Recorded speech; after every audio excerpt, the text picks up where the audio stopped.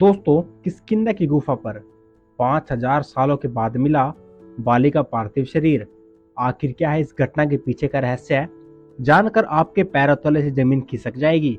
आपको बता दें कि किष्किंधा के राजा बाली भगवान इंद्र के पुत्र थे। भगवान ब्रह्मा से जो उन्हें वरदान मिला था, उस वरदान के लिए वह बहुत प्रसिद्ध थे। राजा बाली को यह वरदान था कि जिसके भी साथ वह युद्ध करेगा, उसकी आदि शक्ति बाली में समा जाएगी। इसी वजह से कोई भी बाली को नहीं हरा सकता था। बाली ने अपनी भाई सुग्रीव को भी राजमहल से निष्कासित करके उसकी संपदा और उसकी पत्नी रोमा को अपने अधीन कर लिया था। उसके बाद सुग्रीव ने रश्मोर पर्वत का जो सहारा लिया, जहां पर आज सुग्रीव की गुफा मौजूद है। कहते हैं बाली को श्राप मिला था कि अगर वह विष्णु पर्वत पर कदम रखेगा तो उसके सिर के 21,000 टुकड़े हो जाएंगे। लेकिन सुग्रीव ने जो है उस पर्वत पर अपनी गुफा बनाई और वहां पर उनकी मुलाकात प्रभु श्री राम के साथ हुई, जिसके बाद प्रभु श्री राम ने सुग्रीव की मदद करी और बाली को मौत के घाट उतार दिया। इस पूरी कहानी के बारे में हम सभी जानते हैं, लेकिन मृत्यु के बाद बाली के शरीर का आखिर क्या हुआ और किस प्रकार मृत्यु के बाद भी बाली ने श्री राम से अपनी मौत का बदला लिया था, आज के वीडियो में एक ऐसा रहस्य आपको बताएंगे जिसे आज आप पहले कभी नहीं जानते थे।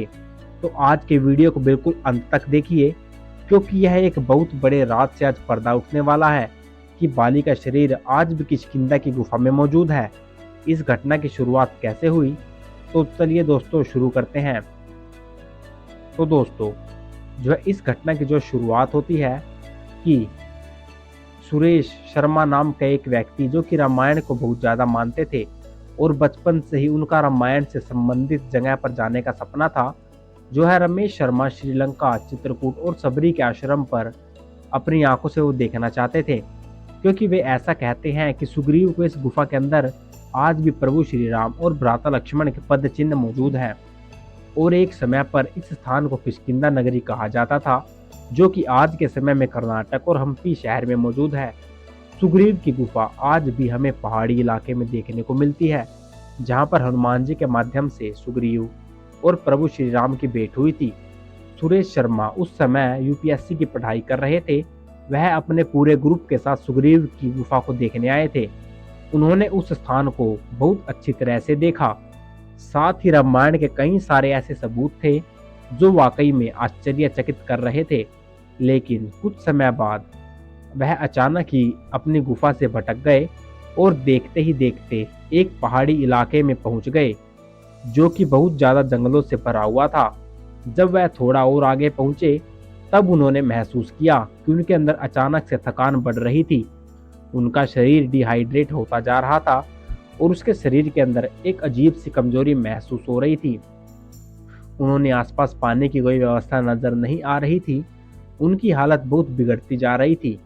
वह चारों ओर इधर उधर पानी की तलाश करने लगे और देखते ही देखते वह कैसे स्थान पर पहुंचे जहां पर एक प्राचीन गुफा बनी हुई थी।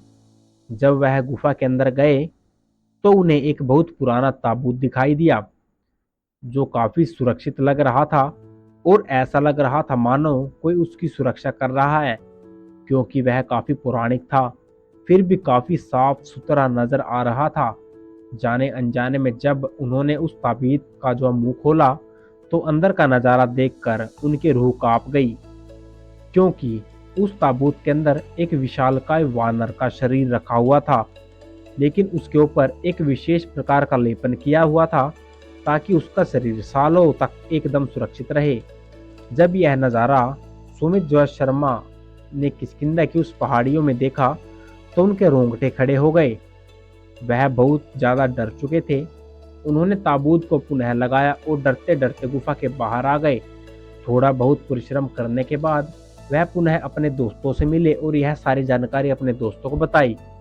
तभी जो सुरेश जी ने यह महसूस किया कि जैसे ही वह पुनः सुग्रीव की गुफा वाले इलाके में आए, उनका स्वास्थ्य अपने आप ही सही हो चुका था।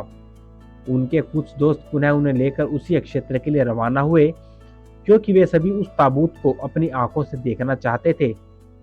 सुमेरेश के साथ उनके दोस्त जब उस जंगली क्षेत्र में पहुंचे, तब उन सभी की तबीयत बहुत खराब होने लगी। सभी डिहाइड्रेशन का शिकार हो गए और पानी इधर उधर ढूंढने लगे।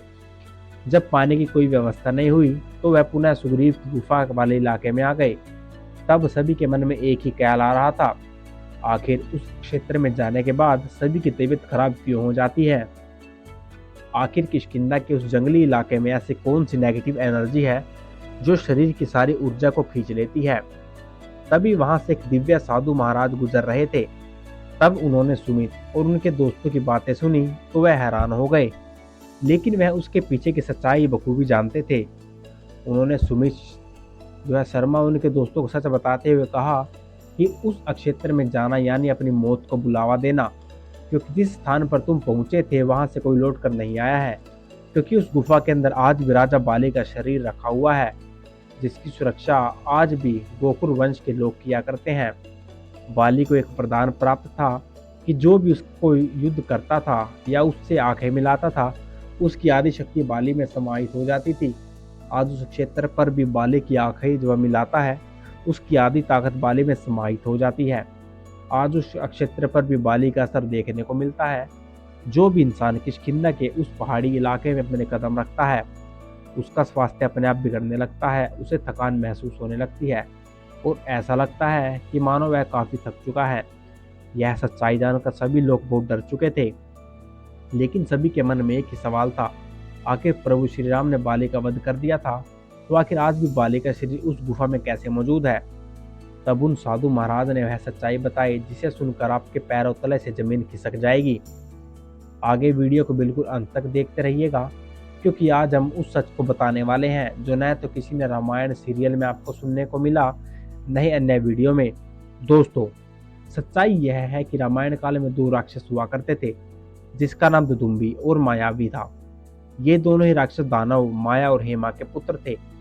रावण की पत्नी मंदोदरी के भाई थे। डंडा भी मायावी का छोटा भाई था। वह अपने बल पर इतना घमंड करता था कि वह समुद्र को भी युद्ध की चुनौती दे बैठा। तब समुद्र ने कहा कि मैं अपनी मर्यादा नहीं लांघ सकता, इसलिए तुम पर्वत से जाकर युद्ध की याचना करो। तब दुदुम्बी ने हिमालय को युद्ध की चुनौती दे डाली। हिमालय का क्रोध तो बड़ा आया, लेकिन उसने भी अपने आप को लड़ने से रोक दिया और कहा कि तुम बाली के पास जाकर युद्ध करो। तब दुदुम्बी भी बाली के साथ द्वंद्व युद्ध करने के लिए आया और धनदेवी दुदुम्बी के शरीर पर 1000 हाथियों का बल था, इसलिए वह खुद को अजेय मानता था, किंतु उसे बाली की शक्ति का अंदाजा नहीं था। बाली किसी भी चुनौती का स्वीकार नहीं कर सकता था, इसलिए वह दुदुम्बी से लड़ने आया। तब दुदुम्बी ने एक महेश का रूप लेकर बाली के ऊपर आक्रमण किया, लेकिन बाली ने शीघ्र ही उसका वध कर दिया, क्योंकि दुदुम्बी की आदि शक्ति बाली में समाहित हो चुकी थी और उसके शरीर को अपनी शक्ति लगाकर इतना दूर फेंका कि वह 1 योजन दूर विष्णु पर्वत पर जा गिरा। उसके शव से जो रक्त निकला वह मातंग मुनि के आश्रम में जा गिरा और क्रोधित होकर बाली को श्राप दिया कि जब रश्मोर पर्वत पर वह कदम रखेगा तो उसकी मृत्यु हो जाएगी। तब मायावी राक्षस ने अपने छोटे भाई की मृत्यु का समाचार पाया तो वह बाली से लड़ने पहुंचा, जिसके बाद दोनों के युद्ध के लिए गुफा में जाना पड़ा। गुफा में प्रवेश करने से पहले बाली ने सुग्रीव को निर्देश दिया कि वह एक निश्चित समय तक गुफा के बाहर ही प्रतीक्षा करे। अगर 15 दिन तक भी वह बाहर नहीं आया तो उसे मृत जानकर राज सिंहासन हासिल करे। जिसके बाद सुग्रीव ने 1 महीने तक गुफा के बाहर इंतजार किया, लेकिन बाहर बाली नहीं आया। गुफा से जब खून निकलने लगा तो सुग्रीव ने देखा और उसे लगा कि बाली का जो है वध हो चुका है। उसने गुफा के द्वार पर बड़ा जो है पत्थर रख दिया और किष्किंधा पर जाकर जो है सिंहासन पर बैठ गया। लेकिन उस युद्ध का परिणाम कुछ ऐसा निकला कि बाली ने मायावी राक्षस को हरा दिया।